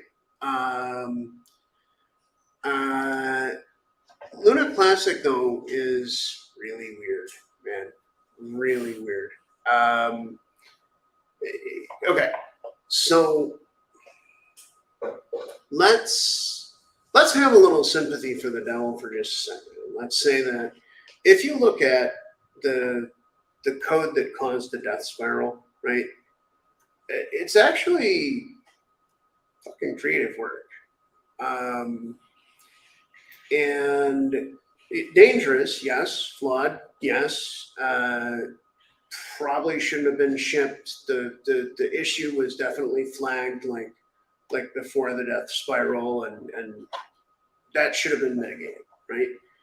So in the Luna Classic community, you have a group of people who actually, some of them, think that can be fixed. I'm like, oh, I don't know, maybe, probably not.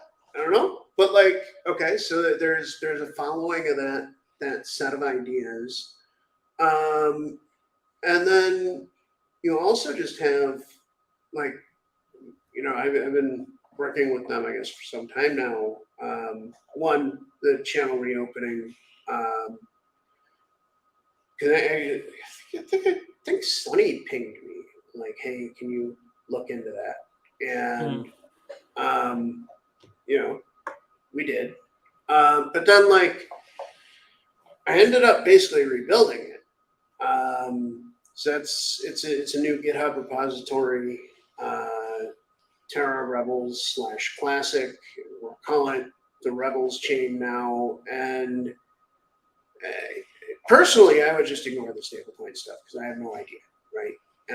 But like the community is weird as hell. I have no idea what's going on. And what I do know is, though, that the Terra Rebels folks are very interesting to work with. They don't come from like a blockchain software development background, but they do have a software development background. And so it's a lot of really neat explorations of concepts, and like when people are like asking for my outlook and stuff. It's all over the place. And what I mean is that like you have options that range from like you relaunch the chain but keep the IBC channels. You have issues like the new Luna actually reuses the Bec32 addresses from the old one. So could that possibly cause collisions in modules that do routing based on Bec32? I think the answer is yes, possibly, but I'm not sure. And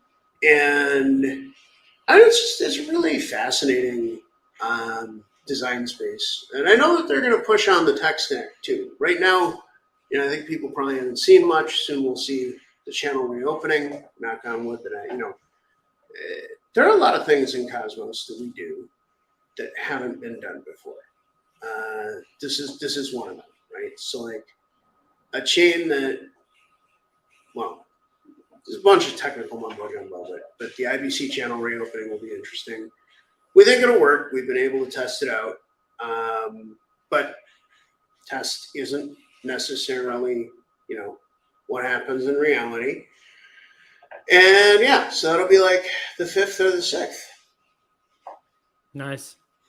And what are your thoughts on the Liam is asking about the alliance as we talk about mesh security, Atom 2.0? Did you read through that stuff or? Well, okay. So I've read through mesh security lots, and I've read through the CCV, cross-chain validation, or interchain security repo lots. And I did read through the Alliance, but not enough. So where with mesh security and Atom 2.0, people want comparisons, and not really sure that's appropriate. I think that even though people say that, oh, they're compatible visions, mesh and Atom 2.0, and they are, okay? They're definitely compatible visions. I think it's also well worth mentioning that they really treat the network quite different. From from an organizational perspective, like chains relating to chains, right? Going very meta and thinking about the actual layout of networks, I prefer mesh security. I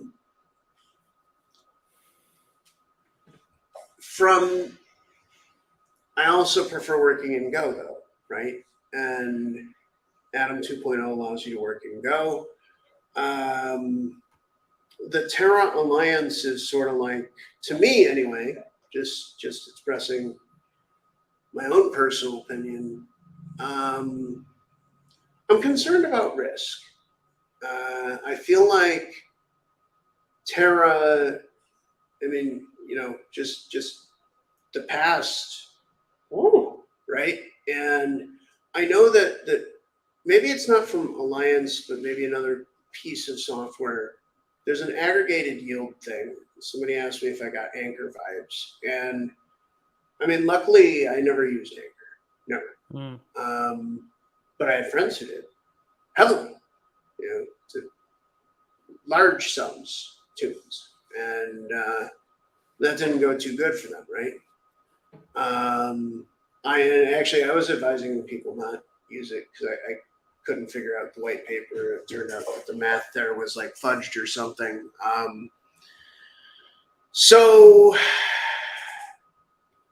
with the Alliance thing, Liam, I'm down to like even walk through the code with you. If you wanted to do like another session, I'm really happy to do a comparative review, but I don't know exactly what it does from a functional perspective. So I can't make that comparison too well yet. There we go. Have you ever been on Liam's channel, actually? If not, I think it's time. Yeah. Well, I mean, I'll do it. I'd love to. Yeah. Nice. He's really cool. And also just now we heard back from Ferryman Tori, who is, I guess, one of the founders of Territory. Oh, sweet. He can't make it, unfortunately, to the stream right now, but he's down to join in the future, or if you want to talk to him. He also offered Jim to talk on a call or whatever to clear up some of the concerns. I think like just him coming out and saying that is like kind of like a positive thing, right? But we'll have to see. Yeah. Yeah, and no, I agree. And like, so, I mean, I prefer to dialogue this stuff. Rebus, by the way, no dialogue and like clearly in the code, really bad. Territory, I don't understand the economic model. Jackal, I also have some economic questions, but like it's been, easy with their team, even though, when I was on a call with them the other day, I was like, we met under some really fucked up circumstances. And we did, because like, everything was sort of on fire.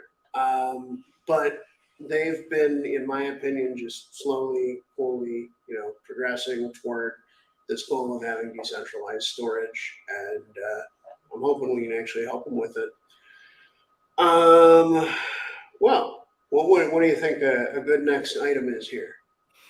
Yeah, let's do. I have to run in a few minutes, but I have to also actually. Yeah, so let's do. There's 3 more topics. What I see, we've got MEV, we've got Kanye West is on this list, and Fat Gaia. So maybe we can do MEV briefly. I don't know if that's in context of, or I don't know. Like, what do you want to talk about? Well, MEV? I mean, to me right now, MEV is like either really sketchy or it's Skip. Skip is not really sketchy. I'm a big supporter of their work. I have a call with them tomorrow, and like what we're actually going to discuss. So my like remaining technical concern with Skip is that when a validator uses Skip, they're not using the default binary. I guess that Skip, like if chains by governance choose to use Skip, then probably the right way to do things is to make Skip like the default build of the chain. That way the chain doesn't lose like any of its agility, and you're not taking like crash risk. because if the binary did arrive at a different app hash or a different block hash, there is a risk of crashing chains. But like, I don't know. Overall, I'm really enthusiastic about. Let me try and phrase this well. Skip kind of squeezes things, right? Skip, like, by having one MEV standard, you narrow the like surface area of what MEV can be, and I think that's a good thing. And that's actually all my commentary on MEV, because the rest of MEV is sketchy as hell. Sunny posted, I don't know if you've seen on Osmosis Commonwealth, there's really a very potent post from Sunny where it's like, yeah, we're going to slash validators who are privately running MEV. And I social slashing is like, you don't really want to go there. But then again, no, we have to go there because, well, if you just monitor Osmosis and watch the blocks and the transactions in them, you can find it. Definitely. And it's not appropriate, in my opinion. It's not what validators should do. And I think the way Osmosis wants to resolve it is that they implement skip on a protocol level, that the MEV revenue, which is currently, there's a bot on Twitter by Chorus1.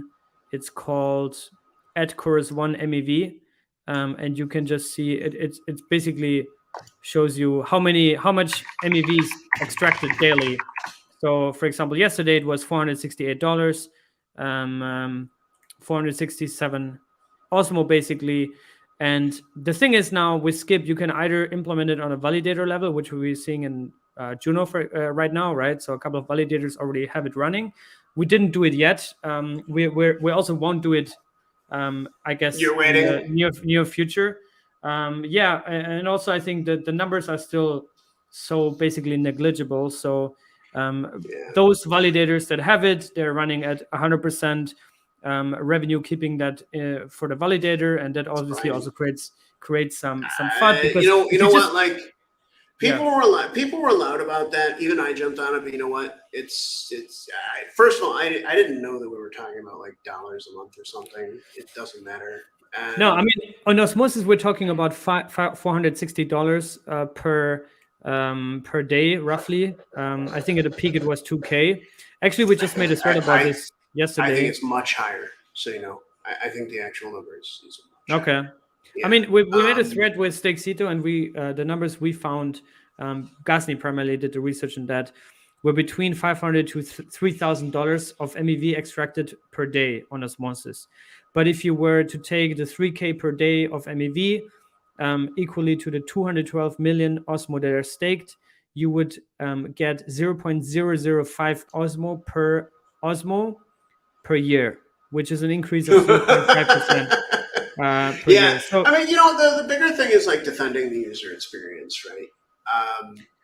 You don't want average users to need to. But I just wanted to say that because I see on Twitter some people are like, "Oh my God, how can Golden Ratio and Oni, how can they keep 100% for themselves?" It's like, guys, like we're talking about probably a few, like $2 or cents. Like, it's not gonna make you rich, and I think there's also transaction costs involved, and if they were to distribute that, like I think it wouldn't make any sense right now. But just like when you see this on Twitter, you see somebody made a table and it's like no, that's 100%. But it's Yep. like it creates an image that's probably a bit like labeling them. That was totally like a false alert. Yeah. Like, so I just wanted to make that also, point. they could just not be like, what I mean is on every Cosmos chain, right? You could just program your own map system and do really nasty stuff. So like what I mean is, if you're using Skip, even if it were a larger sum of money, you're self-restricting away from like the most profitable and most harmful forms of MEV. And yeah, Skip it's an excellent solution because of that. Kanye West. All right, check it out. I like the music. I voted for him last time. I wouldn't vote for him again. A little bit too Haiti for me these days. But I do like the music. And Fat Gaia, I'll do it real quick so we can both go here.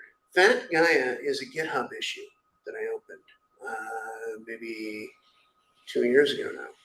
And it was looking into the performance characteristics of the Cosmos Hub because she's fat. Like the Cosmos Hub is like a very large chain in terms of its state size. And why do I speak of the Cosmos Hub as a she? Well, her name is Gaia, right? And so I've always, Cosmos Hub is female. It's Gaia. And yeah, she's fat. She needed to lose weight.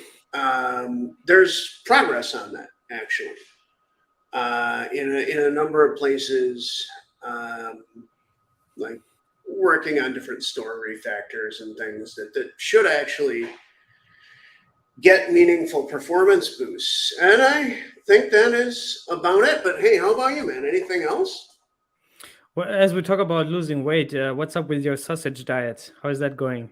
It's going good, man. I've lost 4 kilograms eating Nice. mainly sausage and butter. The other day I did have buffalo meat and butter. And Rec News picked up on that. So I gave them a video.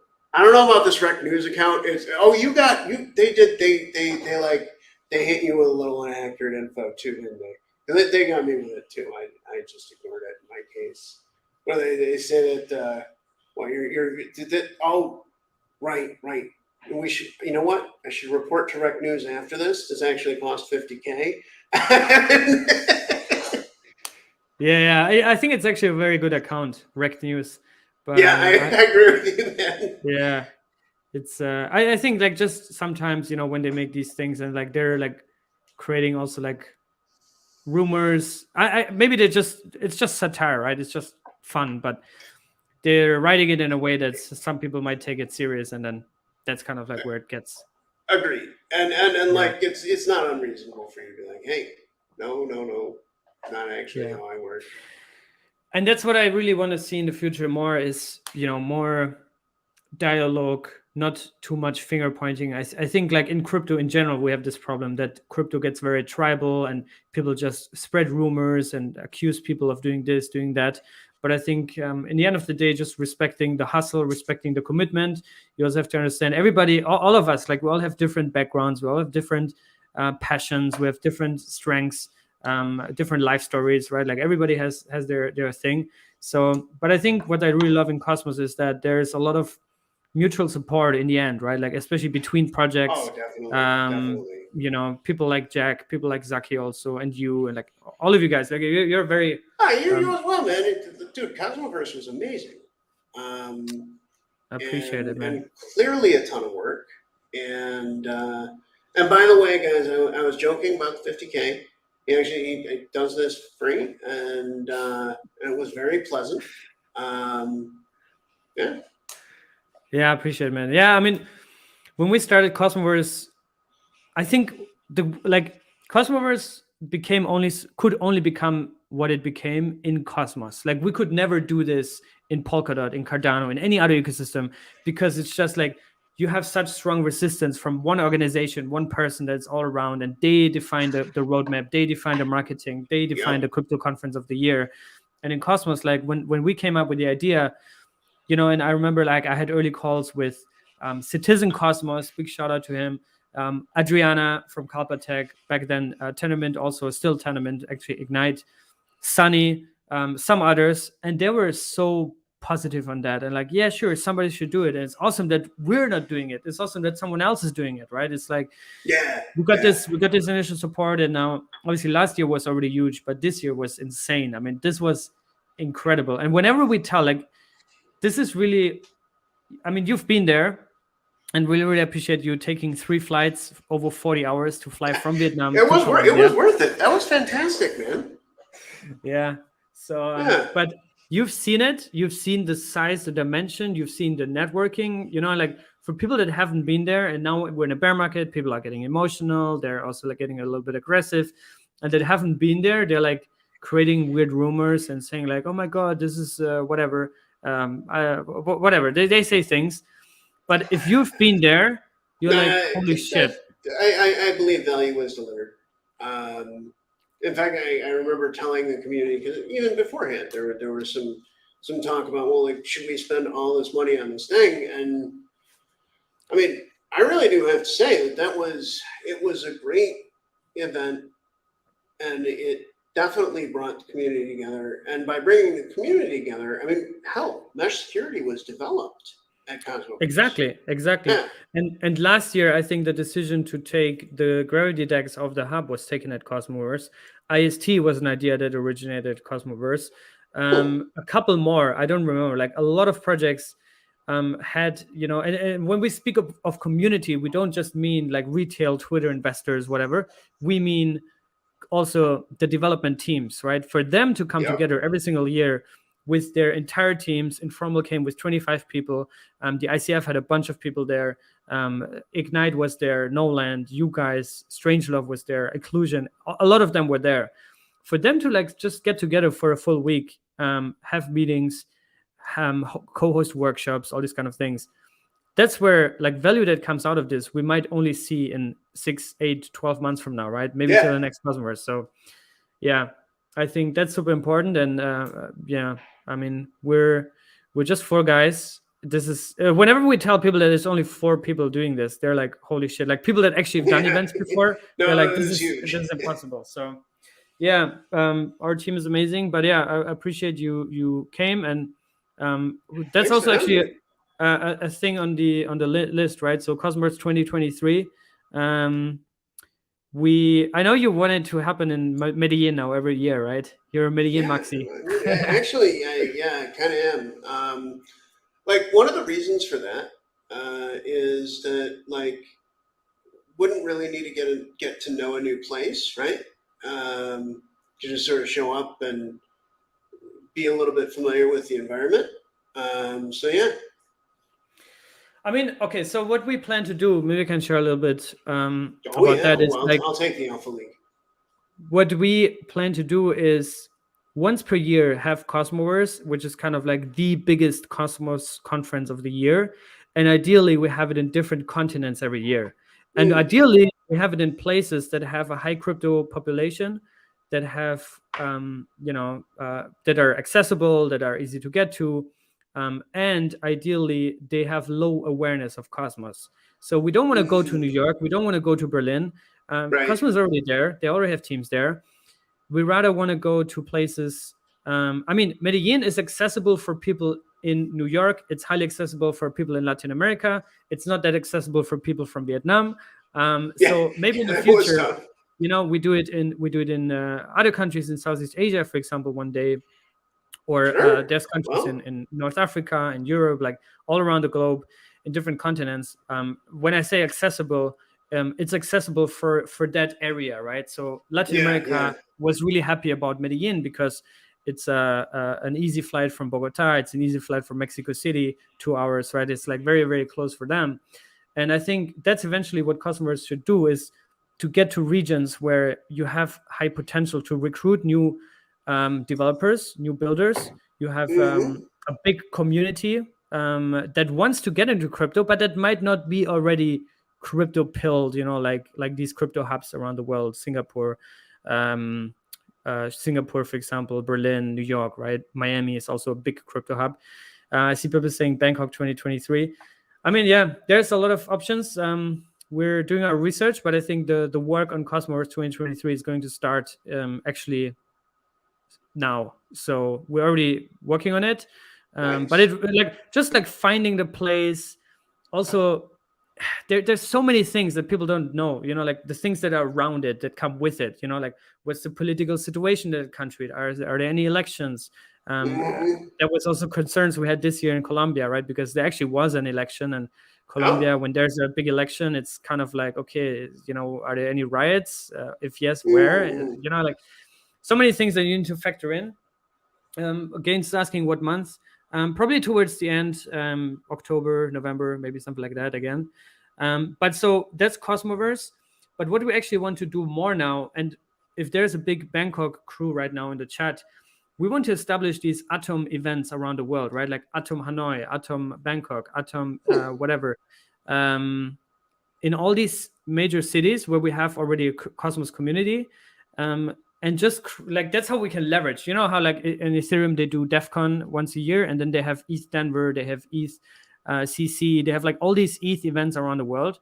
I think that's what we want to do with Cosmos, is like establish Atom X city everywhere, have these frequent events. You know, like we can even grow these. Like Atom Medellin 5 years from now could be what Cosmoverse was this year. You know, in terms of size, it could be a 3-day event with 1,000 people. So that's the game plan. But yeah, I know you got to run. Me too, actually. Yeah. Any final thing? Any final thing from your side? Oh no, that's actually it. Go Cosmos. Let's write some code and rock. Let's write some code and rock. There we go. Appreciate it. Maybe we can do this another time. Again, there's like we haven't talked about Juno. We haven't talked about Prop 16. So true. Stablecoin and Juno. Vote yes on 59, no on 60. That's my opinion. There we go. Throw that in. There we go. All right. I appreciate it, man. See you later, buddy. Yes. Bye.